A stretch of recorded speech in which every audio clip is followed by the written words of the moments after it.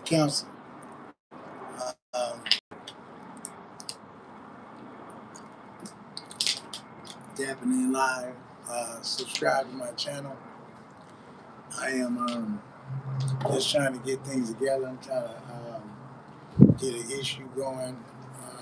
We'll finish some stuff started at my job, and with some abusive behaviors, being attacked. I'm kind of uh, I'm licensed in what I do. Licensed. When I say I'm a counselor, I am definitely a counselor. Educated through college, license, degrees, and just a number of stuff. But sometimes when I show up in my sweats, right, and my gear, right, and walking with my swag, people have a problem with that. Right? People are also threatened when you have something they don't have. But I work for mine. I work for mine, and I'm not gonna kiss no butt. Be humble. I'm gonna let people do themselves. Sometimes you don't have to attack back. You don't have to attack if someone tries to make you attack. Many times, people will do some things to trigger you, to push a button, right? And sometimes when you react back, you think when you react in the way they want you to react, you think you're in control, but actually, when you do that, you're actually out of control. So those are some of the things that I teach. And I've taught teaching groups of domestic violence classes. I try to teach those that I counsel. You ain't got to react to everything. You ain't got to bite into everything. And when you're at a job, it's a difference than being in the world. When you're at a job, right, you can't do that because if you go off the way someone wants you to go off, what happens is you'll find yourself in some handcuffs. You'll find yourself on your way to someone's prison, someone's county jail, and your whole career can be over with, right? And don't do it. You know what I'm saying? And don't let people accuse you of things that don't fit you. You know, don't let them do that because people do this all the time. They label you and they want you to believe it. They want you to agree with the label that they put on you. Know who you are. Know who you are. And know what you're not. Because people are really envious of other people's talents. Many of us miss out on the opportunity of a lifetime because we're so far into being in competition with somebody else that we lose sight that somebody else can be a benefit to us. We don't have to be the person up front on the stage. We can just be part of the stage. We don't have to be the head. I often teach on the topic of the body, and I ask individuals and group members and people that I meet. I ask them. I said, what's the most powerful part on the body? And we talk about the arm, we talk about the legs, we talk about the kneecaps, we talk about the shoulders, we talk about the neck muscles, we just talk about all kind of stuff. But I ask, what is the most powerful part on the body? I tell people that the most powerful part on the body is the baby toe. The baby toe actually is the balance toe. It keeps you in balance, right? You don't want to be walking around and not have your baby toe on because you're gonna fall. That big toe don't keep you balanced. It's the baby toe, right? Right on the edge, right? That keeps you balanced when you're walking, right? Keeps you from falling down. And so I tell people all the time when I go places that I'm not here, I'm not there to be a threat. I tell people that I'm the baby toe. You know, I am the baby toe. Don't worry about me trying to be the head. I don't want all that work. Don't worry about me running for president. I don't want that job either, right? Because once you get that job, I'm getting grades now, but once you get that job, your whole fro is gray, Well, whole head is gray, and or you don't have any fro at all. Matter of fact, you got that big bald spot. You got that hairline way back here, right? So this is you got to know how to take care of yourself. Do things, man, to not lose your cool, not blow a vessel in your brain. Get you some peace. Get you some peace, and know when you're not in peace, right? And know that's not healthy for you. That's almost as unhealthy as eating some unhealthy fruit or a rotten steak or something like that been sitting in somebody's garage for months, and you're gonna eat it. It's no good. Don't eat crap, right? Don't eat crap, man. Eat knowledge. Eat knowledge. Let knowledge be your go-to, right? Pick up a book, read up on some stuff, and people also have issues with communication, right? They say communication is the most one of the most difficult things to do. People are encoding information to one person and encoding it when someone is talking back to us. And a lot of times uh, we don't encode properly, or we not understood properly because we are not thinking before we talk. We're not putting it together properly. We're not taking our time, or we're talking too fast, right? And people misunderstand what we're saying, and a lot of times it turns into some kind of altercation or some kind of fight. And that's not what we want. We don't want to be caught up in some kind of fight and later say, hey, I didn't mean that. I didn't mean to say it like that. Well, take your time. Take your time, right? So your relationships will go better, whether it's a relationship with a friend, a scholar, an employee, a supervisor, a boss, uh, and you'll go further in life. You really will. You'll go further, but not being in a hurry, right? And you know, build some courage on yourself. You don't have to be great to get started. You just have to get started to become great. you know. So know that, man. Know that, man. I am someone. When you watch me, I'm gonna always be in the encouragement box. Because I want to encourage others. I'm not afraid to building other people up. And if we can also become some close ally to one another, that's a benefit to me. If I can put in you and put in others and build them up to be giants, right? I'll have a whole group of giants behind me and with me and walking with me, right? You know, and that's what I look forward to, man. And I look forward to having a purpose in life, because as one would say, a life without a purpose is a life not worth living, right?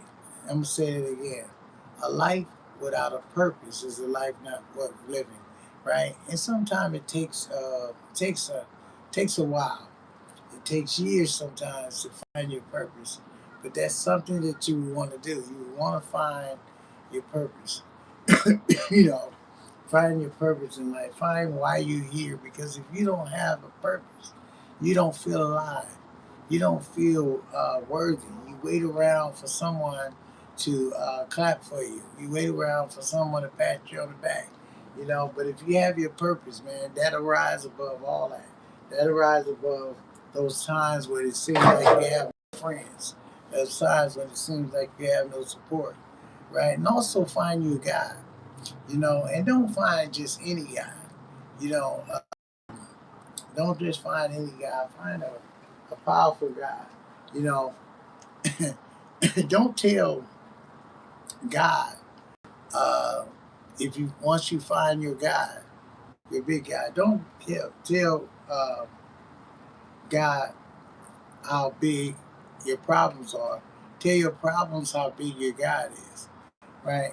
Tell your problems how big your God is. If your God is bigger than your problems, man, you don't have no problems, right? You don't really have no problems, you know. And along with, as I begin to close this out, never put a question mark where God has put a period. We have these drawn out relationships, these time out relationships. The time was over when you met that person.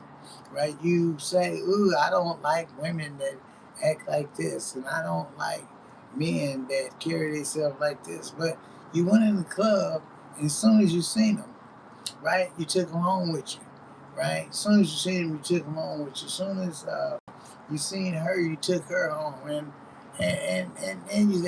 you tell me what you don't like, But she was loud when you saw her in the club. He was loud and boisterous and foul when you saw him in the club and you took him home, right? But not only that, people do make mistakes. Sometimes people are high, but when you wake up in the morning and that person is laying right next to you, the same person that was loud in the club, my question is, why did you stay? He said, "Oh man, I don't like her. Oh, she caught me. I caught a domestic violence case. Oh, I caught this. Okay, I hear all that.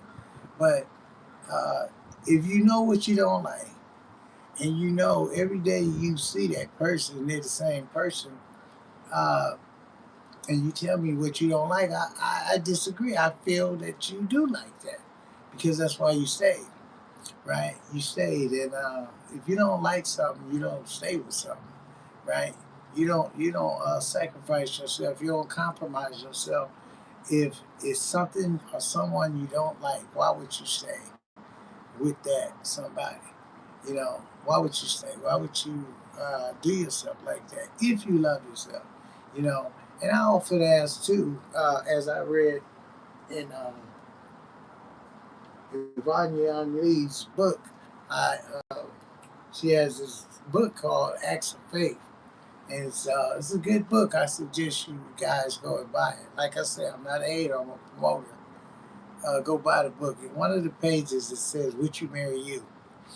And so people say, "Yeah, I marry me." I ran this to groups and stuff. Would you marry you? They said, "Yeah, I mean," I said, "Why would you marry you?" They say, "I would marry me because I cook all the meals and I pay all the bills." I said, "Okay, cool. But would you marry you?" We're not talking about the cooking of the meals. Would you marry you?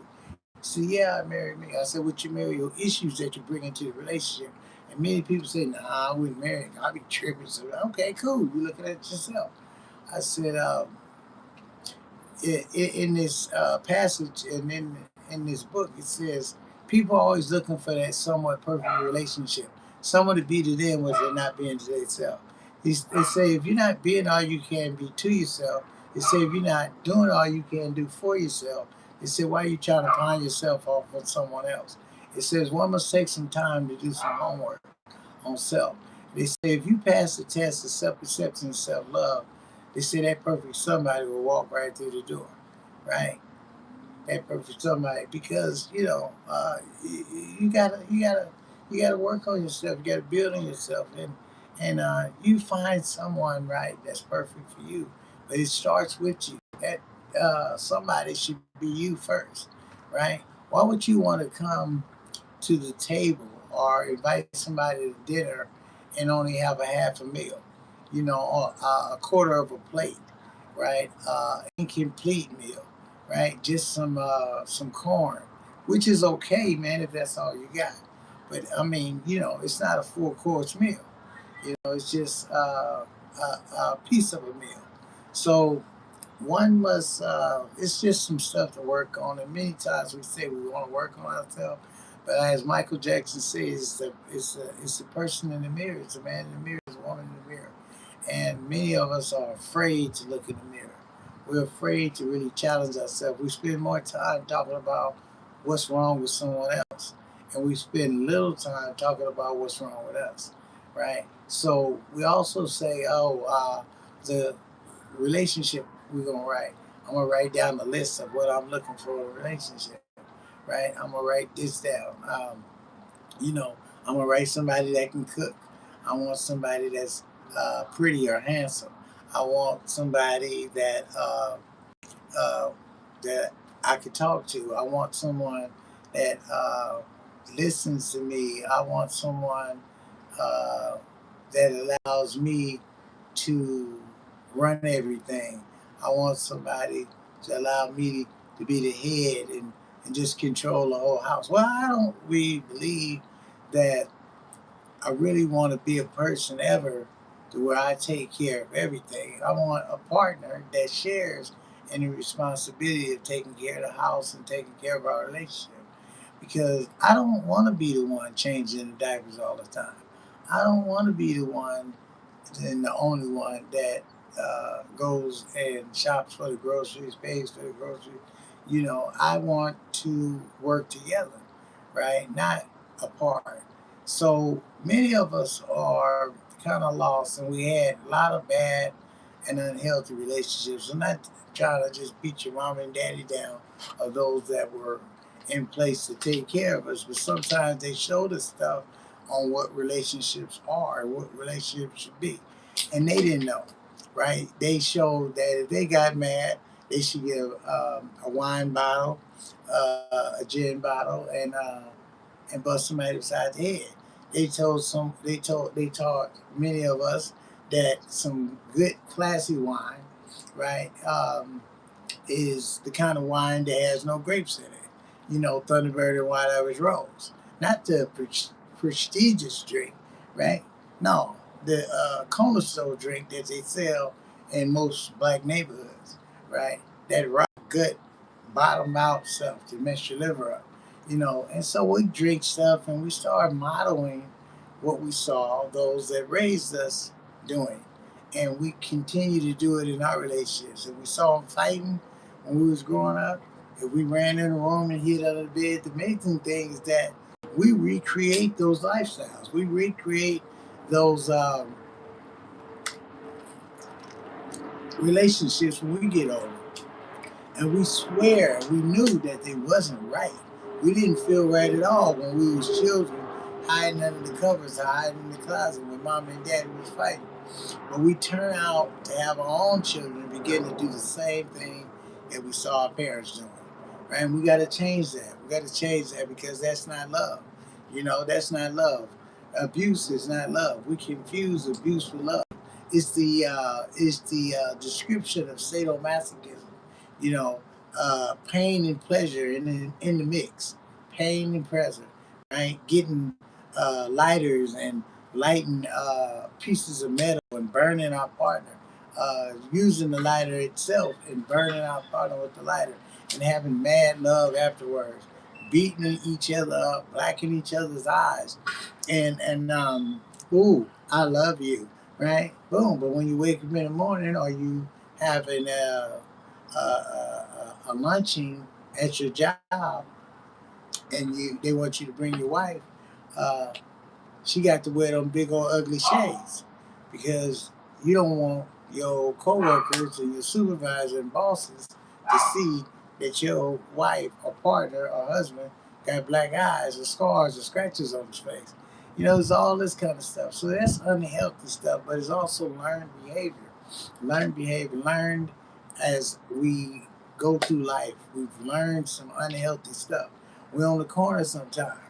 And even myself, I had a friend or two that would buy their partners, buy their girlfriends flowers and roses. I thought, because I was so cool, because I learned from other ignorant individuals that wasn't cool. I thought that my partners were suckers for buying roses and doing nice things for their partner.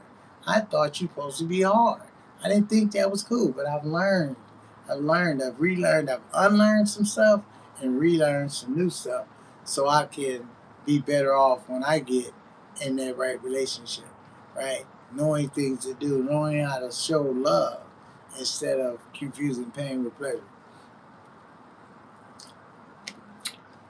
Yeah, man. So I'm looking forward to starting a new webcam uh, and a podcast. Um, me and my girl, uh, her name is Michelle Warren, and I'm looking forward to.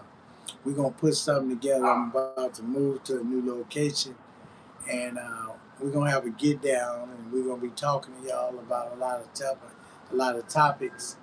And we're from Oakland, Oakland, California, um, and that's what we. It's an area we claim. We don't stay there right now, but we still gonna always have that connection, right, of our upbringing.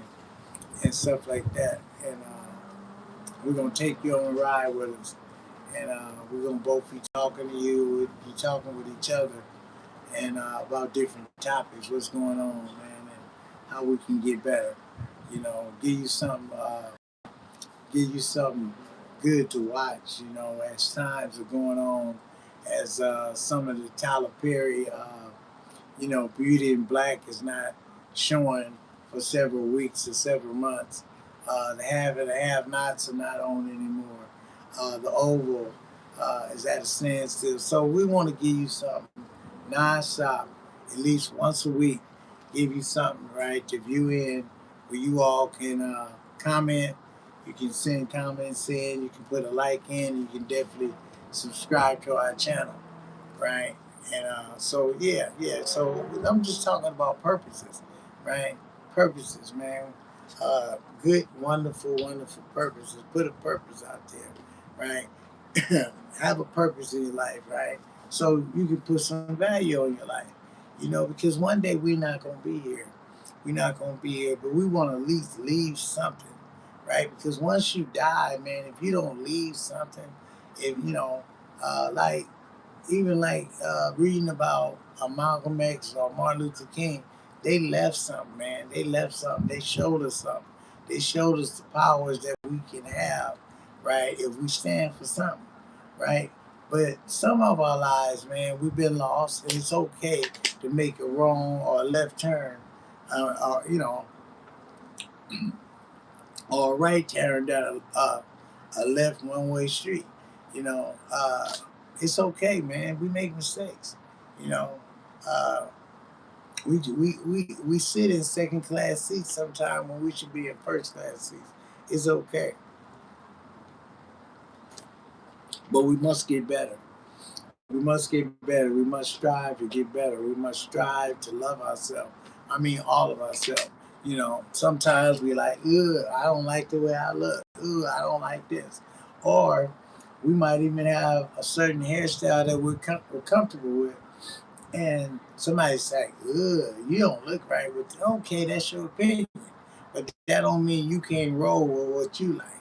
That don't mean that what you decide to do is not right. People spend lots of time trying to control the flow and the direction of someone else's life. And I suggest you mind your business. Mind your business, man, and quit and get you some business and quit trying to rob other people of their business and their goals and their desires. Quit trying to crush somebody's dreams, right? Because you don't have any dreams yet. But go find you some. There's plenty of them out there. Plenty of them out there. If you just stop working so hard outside the box and work more inside the box, you can do better. You will be better. I truly, truly believe that, right? And so, like I say, my thing is always encouraging, doing pull-ups instead of pull-downs, you know, and you know, and I give uh, not I don't give low bottoms. I don't low bottom you out. I don't want to do that. You know, I don't want to do that to you, and you should not want to do that to you or no one else, because what you put out, you get back. What you will put out to others, you will get back, man. And you be like, ooh, how did I get a turn? There's this topic, man. There's this thing that's been going on with some of our famous black people, like P. Diddy, R. Kelly, now this basketball thing, and this sports thing and this illegal gambling thing with some of our heroes and some of our role models that's been put in place. And, sometimes you get into stuff and sometimes you're targeted. And I don't really know the truth. So I've been accused of things that I haven't done, you know, and I know that doesn't feel good at all. But we also knew the whole time by the accusations that they wasn't true at all. It wasn't true at all, and so I know what that feels like. But many of you that jump on the bandwagon because what you saw on the news clip, you didn't do any investigation on it. You don't know that some people are targeted just because they're famous. Some people are targeted because they have a lot of money. And if they target them, they can get some money and they can become rich, right? So people have motives to why they do certain things or why they tell certain stories. The thing is before you make a judgment, give yourself some time and find out what the truth is. Find out, watch a trial. If it's a trial towards that person, find out what really happened before you make some sort of clip thinking that you know everything. And really, all it was that it was some hearsay. You heard them say, or heard someone say that this happened, and you believed it. You didn't see an actual film coverage of it. You didn't actually see a confession from that person, but yet you believe what someone else said. This thing, let's say, with many of these cases, like I thought, or I didn't know what to think with the P Diddy thing. I just didn't know what to think. But when I'm looking at the facts and the follow through of the charges, and I found out that the ladies, the few ladies, a couple of ladies that were dealing with R. Kelly when it came to the charges he was convicted of, they were calling these male escorts, these so-called strippers or whatever. They were calling them without uh, P. Diddy's permission, without him knowing anything about what they were doing. So they were having a sex benefit on their own. They say, hey, we don't need this guy in the corner watching. We can just get our freak on by ourselves. We can just spend our own money that we got from P. Diddy or wherever we got it from, and we can just have a good time. We can even start liking these people we're giving money to.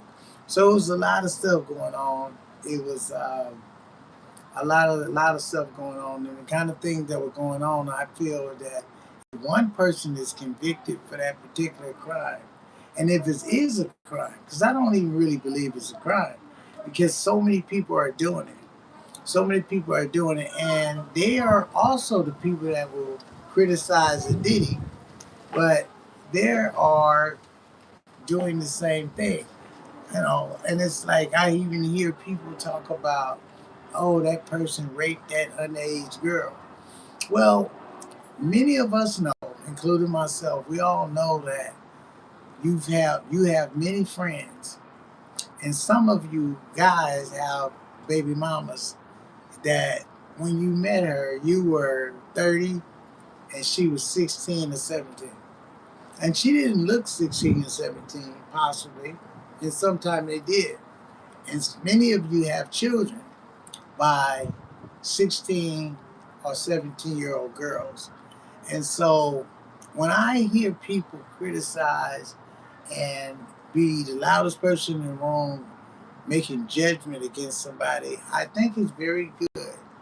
It would be uh, proper versus improper to be talking about someone else and you have actually broken the law yourself.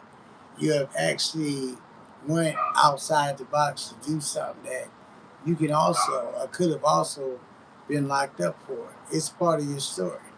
And so uh, look at yourself before you open your mouth. Look at yourself and look at what you've done and what you've been about. And even look at what you will still do, right? It's easy to say, I didn't know she was 17. It's easy to say, I didn't know she was 16. It's, for some of y'all, it's probably really easy to say that you got down with a 14 or 15-year-old. So it's a lot of stuff. And then some of these mothers, right, that you got down with their daughters, some of these mothers, because you gave their mother a few dollars and you brought groceries over their mama's house, right, and act like you was interested in mama, ended up messing with the daughter. Those kind of things, man, should be looked at. You should look at that more than you should look at somebody by the name of Diddy. And I'm not trying to take up for him, I just know it's some unfair things going on in our court system. And if we don't pay attention as a community, right, we're going to all lose. We're going to all lose. We're going to all hit a serious bottom, if we don't pay attention to what's happening. You know, we got to pay attention to what's happening out here. And we got to stick together. We got to get more like uh, we were in the 60s and the 70s when this racial thing was really up front. It was clear. People wasn't pretending like they like you, that didn't like you. No, so in the world today, you go to jobs and everybody, hey, you're cool, and you're hey, man, so they hide it, and sometimes it's very difficult to be able to bring it into a court setting, right? Unless you got some film coverage and different stuff. But always take note. Always take note, man, and do what you have to do. You might have to set a camera up sometime. I mean, they got cameras on us, so you just gotta be watching, man, because people are trying to take you down while you're trying to come up. You know, and I also suggest sometimes don't even tell nobody what you're doing all the time. Sometimes we tell people our plan, and the plan never happens because we let it out in the air, right? Instead of, I mean, it's okay to put it in the air, but not the air where people can actually hear you and your plan. You might have a multi-million billion dollar plan, man, to have you and many generations after you be rich. But you said it out loud, and you spoke it out loud, and you let what someone called the devil hear it. And when the devil hear it, he takes it. And somebody else is famous for it, and you ain't putting no patent on it, and you can't do nothing about it. So I just thank y'all for listening in, and I hope you enjoyed the video, and stay watchful, man, when, when we come back home, me and my partner, you know, the council in the midst. Look forward to seeing the council in the midst, right? Yeah. All right. Thank y'all.